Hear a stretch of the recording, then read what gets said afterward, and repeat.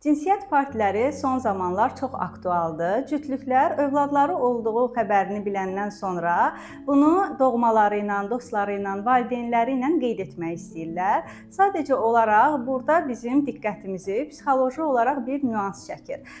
Bu partilər zamanı cütlüklərin gözləntiləri ilə nəticə uyğun olmayanda bu zaman tərəflər öz emosiyalarını idarə etməkdə çətinlik çəkirlər. Halbuki burada dünyaya gələn uşağa verilən ilk dəyər onun cinsiyyətindən deyil, varlığından və sağlamlığından ibarət olmalıdır.